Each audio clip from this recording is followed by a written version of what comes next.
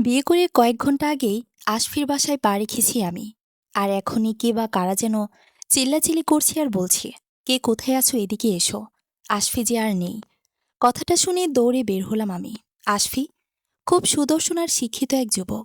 সবসময় শুনেছি মেয়েদের পেছনে ছেলেরা ঘুরঘুর করে, কিন্তু কোনো ছেলের পেছনেও যে মেয়েরা এভাবে লাইন ধরতে পারে তা আশফিকে না দেখলে জানতাম না।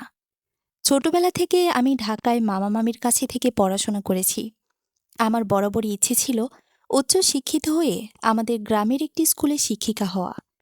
বাবা মাও তাই আর নিষেধ করেনি।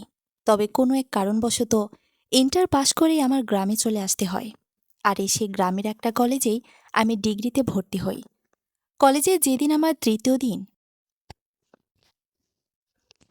ঠিক সেই দিন একটা ছেলে আমারই সামনে দিয়ে যাওয়ার সময় বাইক অ্যাক্সিডেন্ট করে আর ঠাস করে বাইক নিয়ে পড়ে যায়। পরবর্তীতে জানতে পারি তার নাম আশফি। আর সে আমাকে দেখতে গিয়ে অ্যাক্সিডেন্টটা করে। আর করবে নাই বা কেন? সেদিন আমি শ্বাসটায় দিয়েছিলাম নজরকাড়া। যদিও সেদিন আমি শুধু কলেজে ঘুরতে গিয়েছিলাম, ক্লাস করতে নয়। তাই টুকটুকে লাল একটা জর্জের শাড়ি আর কালো ব্লাউজ পরে ঠোঁটে লাল লিপস্টিক দিয়ে খুব পরিপাটি হয়ে গিয়েছিলাম। এমনিতেই আমি ধবধবে ফর্সা। আর লালে আমাকে কেমন লাগছিল তা না হয় নাই বললাম। সেদিন বেচারা আমাকে হাঁ করে দেখতে গিয়ে অ্যাক্সিডেন্টটা করে ফেলে। পায়ে আঘাত পায়। কিছুদিন পর সুস্থ হয়ে সে আমাকে খুঁজতে থাকে। আমার যদিও অবাক হওয়া দরকার, এমন সুদর্শন ছেলে আমাকে খোঁজে। যাই হোক, পরিচয়টা ওখান থেকেই। আমি দৌড়ে বের হওয়ার সাথে সাথেই দেখি চিৎকার করে কিছু লোক আশফিকে ধরাধরি করে ভেতরে আনল। আশফির নাক দিয়ে রক্ত পড়ছে, মাথাটা ফেটে গেছে। আমি আশফির কাছে গিয়ে বসলাম, চিৎকার করে কাঁদতে লাগলাম। কি হয়েছে আশফি? কথা বলছো না কেন? কি হয়েছে তোমার? কয়েকজন আমাকে টেনে ধরল আর বলল, সামলাও নিজেকে। আশফি আর আমাদের মাঝে নেই। আমি চিৎকার করে বললাম, না, এ হতে পারে না। এ কি করে সম্ভব? আমি ওকে ছাড়া কি করে থাকব? দেখেন দেখেন, আমার হাতের মেহেদির রং এখনো কত গাঢ়। আমি না একটু আগে ওর বউ হয়ে এ বাড়িতে পা রাখলাম। এই যে আমার গায়ে লাল শাড়ি, হাত ভর্তি লাল চুড়ি। আমি কিভাবে সাদা শাড়ি পরব? না না, এ হতে পারে না। আমাদের কত স্বপ্ন, কত সাধনা এইভাবে শেষ হয়ে যাবে? আশফি, ওঠো তুমি। আমাকে এভাবে ছেড়ে যেও না প্লিজ। আমি কাকে নিয়ে বাঁচব? আমাকে জড়িয়ে ধরে সবাই কাছে নিজেকে সামলাতে বলছে। আমি কিভাবে নিজেকে সামলাবো? বাসা ভর্তি লোকজন, সবাই কান্না করছে। আমার বাসায় খবর যাওয়ার সাথে সাথেই আব্বু আম্মু সবাই চলে আসলো। সবাই আমাকে সান্ত্বনা দিচ্ছে। আমার আম্মু আব্বু কান্না করছে। আমি আশফিকে যখন বিয়ে করতে চাই, তারা আমাকে একবারও না করেনি। বরং আমার মতামতই তাদের মতামত বলেছেন। আমার বাবা মায়ের মতো বাবা মা হয় না। আজ তাদের চোখে জল আমার কষ্টে। আশফি সেদিন পা ব্যথা নিয়ে এসেছিল আমাকে খুঁজতে কলেজে। আর একটা সময় আমাকে পেয়েও যায়। যখন আমাকে পেয়ে যায়, খুব ভাব নিয়ে আমার সামনে এসে দাঁড়ায়। আর আমি তাকে পাত্তাও দিইনি। এটা দেখে আশফি যেন আকাশ থেকে পড়ে। পরের দিন এসে একই অবস্থা। এভাবে চলতে থাকে কিছুদিন। তারপর একদিন আশফি আমাকে ডেকে বলে, এই মেয়ে, এই, এত দেমাগ কেন তোমার? মানে? আমাকে বলছেন, তুমি ছাড়া আর কারো কি এত দেমাগ আছে যে অন্য কাউকে বলবো? কি বলতে চাইছেন আপনি? সোজাসুজি বলুন। ওকে বলছি, এই যে এতদিন যাবৎ আমি তোমার আশেপাশে ঘুরঘুর করছি, একটাবার ভালোভাবে তাকাইছো? আজব। আমি কেন তাকাবো? আমি কেন তাকাবো মানে? তুমি জানো, এমন কোনো মেয়ে নাই যে আমার সামনে দিয়ে গেলে আমার দিকে ফিরে না তাকায়। একমাত্র তুমি সেই মেয়ে যে কিনা আমার দিকে তাকাবে তো দূরের কথা, আমি এত ঘুরঘুর করছি একবার চেয়েও দেখছো না। দেখুন, আপনি আমার সিনিয়র ভাইয়া। আপনার দিকে তাকিয়ে কি দেখব আমি? আর কি এমন আছে আপনার মুখে দেখার মতো? কি, এত বড় অপমান? ঠিক আছে, আমিও দেখে নেব। একদিন তুমি ঠিকই আমার পিছু ঘুরঘুর করবে। ছেলেটা প্রায় 6 মাস ঘুরে আমার পেছন পেছন। যেই ছেলের জন্য এত মেয়ে পাগল, সেই ছেলে আমার পিছু পিছু ঘুরছে। বিষয়টা আসলে ইন্টারেস্টিং। 6 মাস ঘোরাঘুরির পর যখন আমার কাছে কোনো পাত্তা পেল না, তখন এক সকালে আসবি, আমি রাস্তা দিয়ে হেঁটে আসার সময় কিছু ফুল নিয়ে এসে আমার সামনে জনসম্মুখে মাটিতে বসে পড়ল হাঁটু গেড়ে। আমি হতভম্ব হয়ে বললাম, এই যে, এই যে, কি করছেন আপনি? ও বলল, আই লাভ ইউ। আমি অবাক হয়ে বললাম, মানে? মানে আমি তোমাকে ভালোবাসি? আমাকে কি ভালোবাসা যায়? রাস্তায় কিছু ছেলে পেলে বলছিল, বলো ইয়েস বলো, ইয়েস। আমার সাথে থাকা আমার বান্ধবীটা বলল, বলে দি ইয়েস। বেচারা কতদিন আর ঘুরবে? তাছাড়া হ্যান্ডসামও আছে। আমি মুচকি হাসি দিয়ে আশফির হাত থেকে ফুলগুলো নিয়ে বললাম, ইয়েস। সবাই আশফির লাশটা গোসল করাতে নিয়ে যাচ্ছে। আমি আমার হাতের চুড়িগুলো ভেঙে একধানে বসে আছি। আশফির মৃত্যু হয়েছে ছাদ থেকে পড়ে গিয়ে। কিন্তু ও কেন এই সময় ছাদে গিয়েছিল? আর ছাদ থেকে পড়লই বা কি করে? এটা কি ওর স্বাভাবিক মৃত্যু? নাকি কি ওকে? কিন্তু কি করবে এটা? ওর শত্রু কে হতে পারে? ওর বাবা মা তো নিশ্চয়ই এমন করবে না। আছে ওর একমাত্র ভাই, ও কেন করবে? সম্পত্তি একা ভোগ করতে কেউ নিয়েছে এই পদক্ষেপ? নাকি জেরিন করেছে এই কাজ, যে কিনা আশফির জন্য পাগল ছিল? আর ওর জীবনে অন্য কাউকে মানতে পারিনি তাই এভাবে ওকে? নাকি আদিল, যে নাকি আমাকে ভালোবাসতো? না না, ওরা কেন ওকে মারবে? ওরা তো ওকে খুব ভালোবাসে। কিন্তু ওরা যদি কেউ নাই মারে, তাহলে ও কিভাবে ছাদ থেকে পড়ল? আর কেনই বা ছাদে গেল? কি হয়েছিল ওর মৃত্যুর আগ মুহূর্তে? দীর্ঘ 6 মাস আশফি আমার পিছু ঘোরাঘুরি করার পর আমি ওর প্রপোজ একসেপ্ট করেছিলাম। আর বলেছিলাম, আমি ভালোবাসায় বিশ্বাসী নই। আমাকে পেতে হলে, আমার ভালোবাসা পেতে হলে বিয়ে করতে হবে। আশফি কিছুক্ষণ মাথা চুলকে ভেবেচিন্তে বলে, ঠিক আছে, আমি তোমার বাসায় বিয়ের প্রস্তাব পাঠাবো। এরপর দিন থেকে আমাদের প্রেমের যাত্রা শুরু। আশফি আমাকে অনেক স্বপ্ন দেখায়। বিয়ের পর আমরা হানিমুনে এখানে যাব, সেখানে যাব, আরও কত কি। তারপর আমার বাসায় প্রস্তাব পাঠায় আশফি। আর আমার বাবা মাকে আমি রাজি করাই। তারপর এই তো বিয়ে করে পা রাখি আশফির ঘরে। গাড়িতে আশফি আমার হাত ছাড়ছিলই না। আমি বারবার বলছিলাম, বাসায় গিয়ে হাত ধরে বসে থেকো, এখানে তো ছাড়ো, কেউ দেখে ফেলবে। আর কি বলবে তখন সবাই?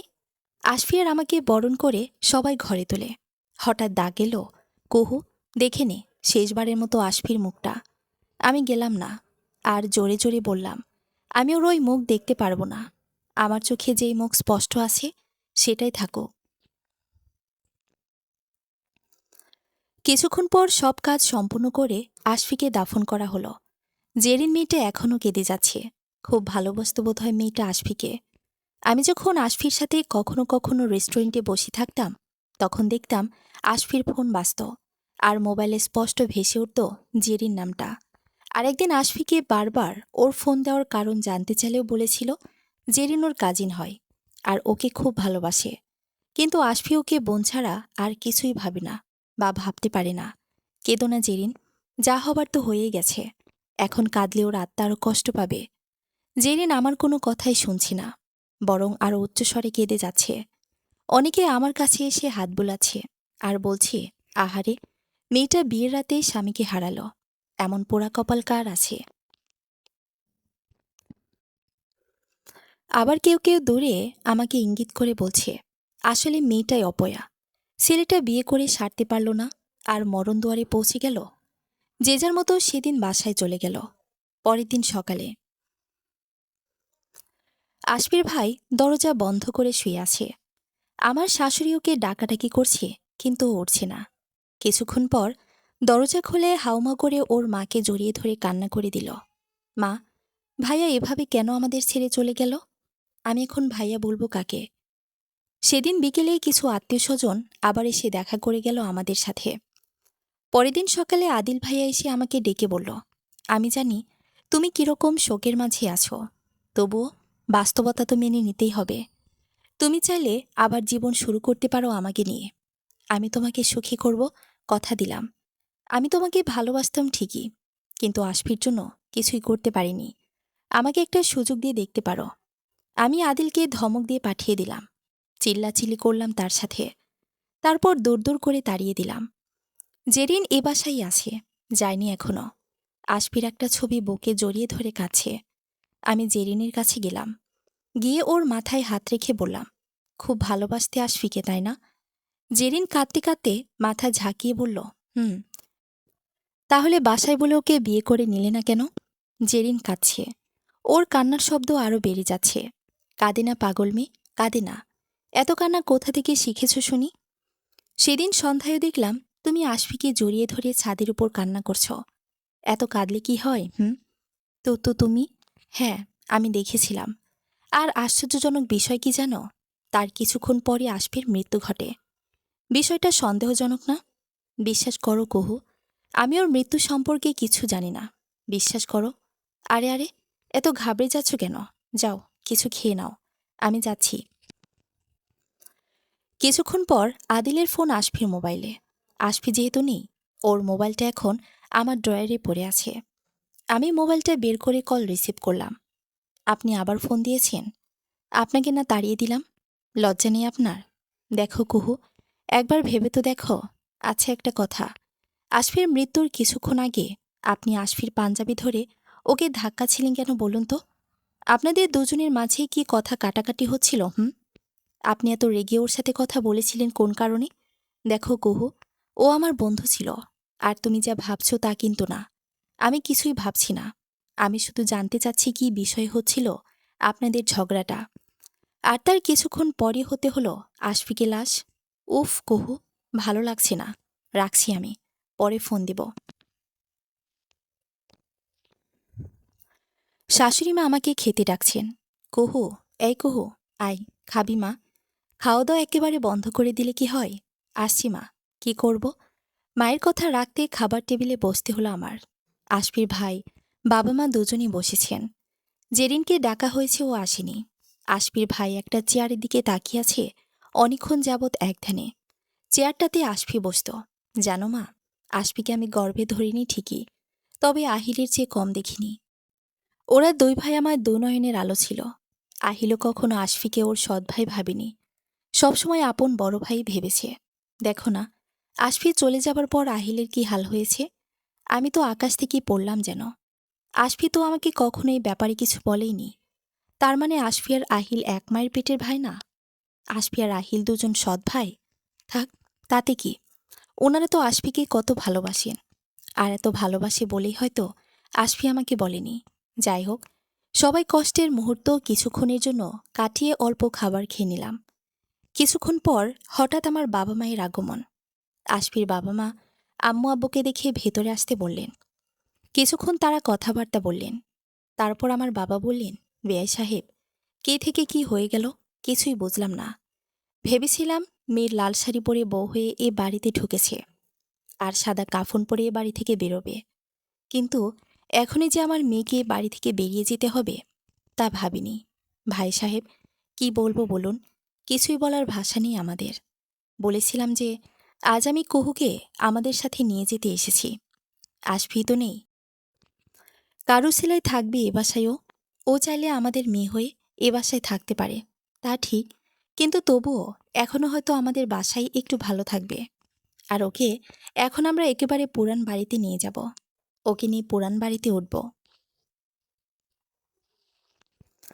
অনেকদিন হয় বাড়িটা ছেড়ে নতুন বাড়িতে এসেছি, তাই আগের বাড়িতেই আবার ফিরে যাব। মাঝে মাঝে এসে দেখে যাবে আপনাদের কুহু। কি বলেন বেয়ান সাহেবা? আমরা কি আর বলবো ভাই, আমাদের ছেলে যে আর নেই।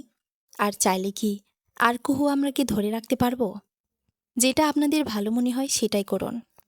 শেষমেশ সবার মতামতে আমি আমার আব্বু আম্মুর সাথে আমাদের পুরান বাড়ি চলে আসি, যেখানে শিশুকাল কেটেছে আমার। এসে ফ্রেশ হয়ে গা এলিয়ে চোখ বন্ধ করে খাটে শুয়ে পড়ি। আম্মু এসে মাথায় হাত রাখেন আমার। কি রে মা, খুব খারাপ লাগছে? না আম্মু, কিছু খাবি? নিয়ে আসবো? না আম্মু। আচ্ছা, তুই তাহলে একটু রেস্ট নে। আচ্ছা। আম্মু চলে যায়। আমি চোখ বন্ধ করে শুয়ে আছি। চোখের সামনে স্পষ্ট কিছু দৃশ্য ভেসে ওঠে। বিয়ের দিন আমাদের বরণ করার সাথে সাথেই হঠাৎ করে আমাকে রুমে রেখে আসবি ছাদে চলে যায়। আর তার সাথে সাথে দেখি জেরিনও ওর পিছু নেয়। বিষয়টা আমার কাছে কেমন যেন সন্দেহজনক মনে হয়। আমি ওয়াশরুমের কথা বলে উঠে চলে যাই পিছু পিছু। গিয়ে দেখি জেরিন আশফির বুকে মাথা রেখে কাছে। আশফিও জেরিনকে জড়িয়ে ধরে রেখেছে। কেন করলে তুমি আমার সাথে এমন? আমি কি তোমাকে কম ভালোবাসতাম? তাহলে কেন করলে আমার সাথে তুমি এমন প্রতারণা? আমাকে ঠকিয়ে কেন করলে এই মেয়েকে বিয়ে? আমি এখন কি নিয়ে বাঁচব? আশফি জেরিনের মাথায় হাত বুলিয়ে দিচ্ছে। আর জেরিন অঝরে কেঁদে যাচ্ছে। চুপ, কাঁদে না, একদম কাঁদে না। তুমি তো জানো আমার পরিবার তোমাকে মেনে নিত না কোনোদিনও, কারণ তুমি ডিভোর্সি। তাই তো তারা তোমাকে মানতে নারাজ। আর আমি আমি এই মেয়েকে বিয়ে করেছি শুধুমাত্র নিজেকে বিবাহিত নাম দিতে, যাতে করে ওকে ডিভোর্স দিয়ে আমিও তোমার সমান সমান হয়ে যেতে পারি। আর তারপর আমার পরিবার তোমাকে মানতে নারাজ হবে না, রাজি হয়ে যাবে। এই তো অল্প দিনের ভেতরেই আমি ওকে কোনো এক বাহানে দিয়ে ডিভোর্স দিয়ে দেব। সত্যি বলছো?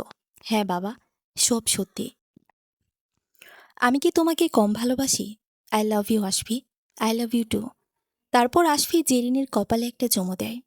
আর তখনই আদিল ভাইয়া ওখানে চলে আসে। আশফির পাঞ্জাবি ধরে ধাক্কাতে থাকে। এসব কি দেখছি? হ্যাঁ, এসব কি শুনছি? ছাড় আমাকে আদিল। কেন ছাড়ব? তুই জেরিনকে ভালোবাসিস, তাহলে কেন কুহুকে বিয়ে করলি? ডিভোর্স দিতে?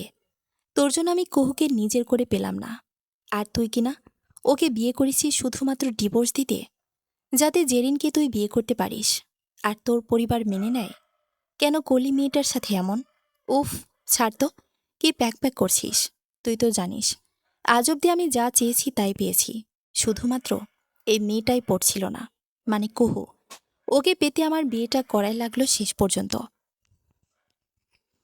তুই তো জানিস আশফি কখনো এক মেয়ে নিয়ে থাকে না। বাহ, ভালোই বলেছিস। অথচ আমি ভেবেছিলাম তুই ভালো হয়ে গেছিস। মানুষ কি আর সবসময় খারাপ থাকে? ভেবেছি কুহুকে ভালোবেসে তুই ভালো হয়ে গেছিস, কিন্তু না, আমার ধারণা ভুল। তোর মতো শয়তান কোনোদিনও ভালো হবার নয়। থু থু, তোর গায়ে। আদিল আশফিকে রেখে চলে যায়। তারপর আমি ওখানে উপস্থিত হই। আশফি আমাকে দেখে থতমত খায়। আমি হাসতে হাসতে আশফির দিকে এগিয়ে যাই। কাছে গিয়ে জড়িয়ে ধরি, বলি, খুব ভালোবাসে আমাকে তুমি, তাই না? হ্যাঁ হ্যাঁ হ্যাঁ, বাসি তো। কতটুকু শুনি? অনেক বেশি। কার চেয়ে বেশি? কার চেয়ে বেশি মানে? জেরিনের চেয়ে বেশি নাকি মিহুর চেয়ে বেশি? আমার মুখে মিহুর নামটা শুনে আশফি আমাকে ধাক্কা দিয়ে ওর বুক থেকে সরিয়ে দিল আর বলল, মিহু? মিহুকে? আমি অট্ট হাসিতে বলতে লাগলাম, হা হা হা, মিহুকে চেনো না? মিহুকে চিনিস না তুই? সেই মিহু, যাকে তুই ভালোবাসতি, যাকে তুই বিয়ের স্বপ্ন দেখিয়েছিলি, বিয়ের আশা দিয়ে যার সব কিছু তুই কেড়ে নিয়েছিলি, যার গর্ভে ছিল তোরই সন্তান, আর যে কিনা শেষ পর্যন্ত তোরই জন্য আত্মহত্যা করেছে।